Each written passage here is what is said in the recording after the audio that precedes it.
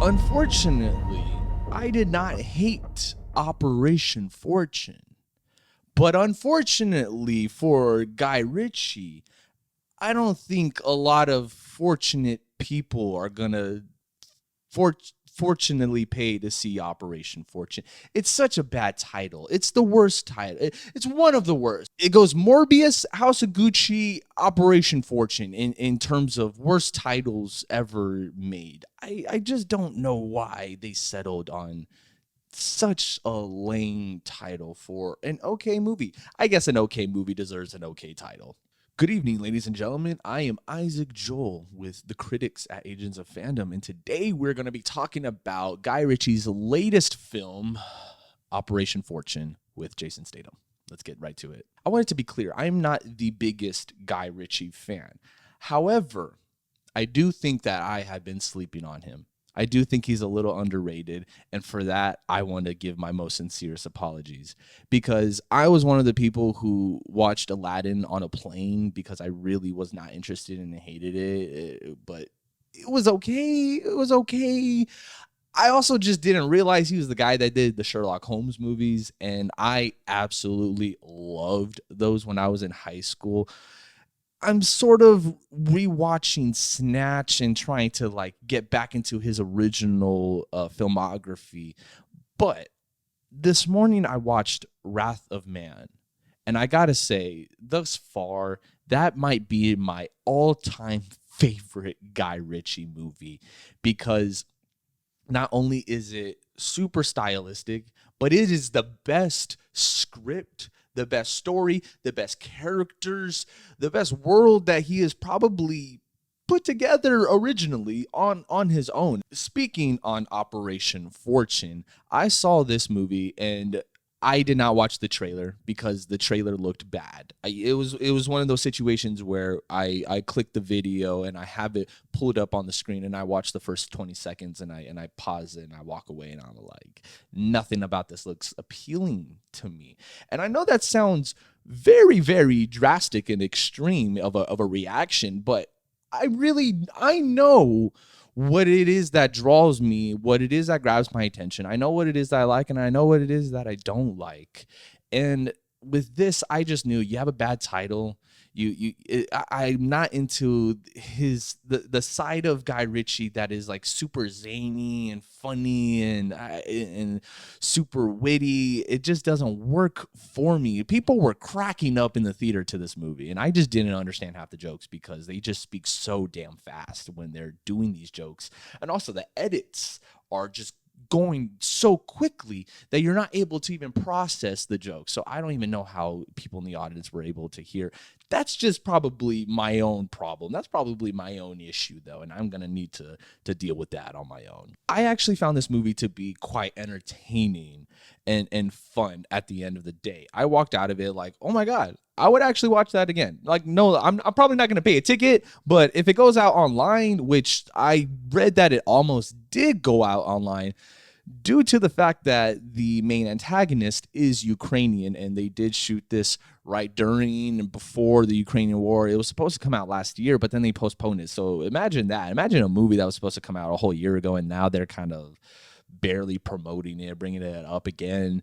I'm sure that must have been a headache. I'm sure the entire cast and crew are moving on to bigger and greater things, and this is kind of just old news for them. They're probably very tired to talk about it. And it is a cliche movie. Unfortunately, it is very, very cliche in terms of the main dude's name is Fortune. Like, Jason Statham's main character's name is Fortune. Like, his name is Agent Fortune. Like, I could not get past that. I could not believe that. I did not want to believe that anyone's code name would be so effing obvious as Fortune. God damn it, man. The whole script kind of felt like a first draft. Like, okay, this is cool. This is cool. You got some cool stuff in here. But I definitely think maybe we should go through a second draft, potentially a third draft. The action in this movie is pretty cool. It really is. There's sequences. There's a lot of memorable sequences in here. Aubrey Plaza is pretty hysterical as her character, but only so much, if I'm being honest. They really have her in the most cliche role ever as the person in the chair and the computer and getting all of the data and everything. She's a computer whiz. She's able to do anything and everything that you need her to do. She's the MacGuffin device. She's the reason why they're able to do the operation. And it's cool in terms of like a group and the characters that you cannot do one without the other. It gives a lot of Mission Impossible vibes, a lot of James Bond vibes, which I like those movies and I like those characters and I see what they're trying and attempting to do, and I am having a good time watching it. I just can't help and feel like they could have just taken more time with this one. I saw in an interview Guy Ritchie talking about how he used to be doing like one movie every 3 years, and now he's doing one movie or two movies every year, and he was very proud of that. And I think that is a cool accomplishment. I think the guy is a genius. I think he is a stylistic Quentin Tarantino action director, blockbuster director, but at a certain point, is that too much, man? I do want to shout out Josh Hartnett because I do think that this movie was focused on the wrong set of characters. Josh Hartnett plays a famous actor named Danny Francesco in this world. And these secret agents come to him and need him to get close to someone so they can do their Operation Fortune, whatever, and I really think that he was the most fascinating character. He had the most character arc out of everybody because he was so nervous and anxious and he didn't believe himself in the beginning of the mission. And then he really started to come around to it. And he was like, I don't know if that was the scariest thing that I've ever done or the most thrilling thing that I've ever done in my life. But going forward, and he was like calling the shots at that point. I really loved seeing his character progress in it, even in the action scenes when he's in the car and they're getting away.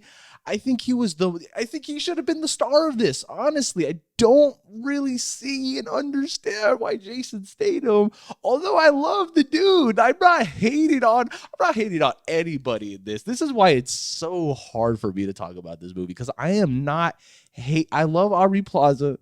I love Jason Statham. I love Hugh Grant. I love Josh Hartnett. I think Guy Ritchie, I've been sleeping on him, and I respect the dude and his work and his hustle, man. I really do. But there's something off here. There is something really off, and I think the guy really needs to reevaluate his career.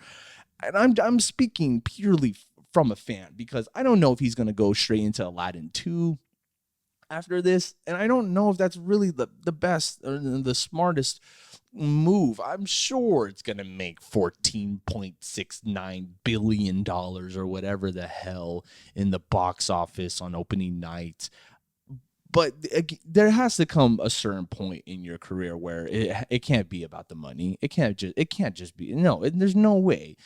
You have to do the things that are really speaking to you. And in a case of Operation Fortune, I get that this was just like a fun little thing that he was able to kind of just like knock out and get out of the way. But I really appreciate when directors put a stamp and have a statement and want to really say and leave something behind with this. And I don't know, in the case of Operation Fortune, on what he's leaving behind in his legacy. And I'm always thinking about that in the grand picture of things with all of these directors and their work is, 10 years from now, 20 years from now, 50 years from now, when you're gone, are people really going to look back and be like, that was the one for me? And I really, really doubt it. However, I appreciate this movie because walking out of Operation Fortune, I had to revisit his work. I had to go back and I had to start rewatching all of these films that he's doing. I'm still going through the list, and I do think and recommend everybody go and check this out. Once it hits streaming, you don't have to go and spend $16 to go and watch this immediately. It is not a must see. You can definitely wait for this to hit your streaming platforms, or if it's just online. Let me know in the comments your opinion on this movie. Was this your favorite Guy Ritchie movie of all time, or what is your favorite Guy Ritchie movie? Tweet at me at It's Isaac Joel and let me know. Thank you so much for joining me today. I have been Isaac Joel with the Critics, signing.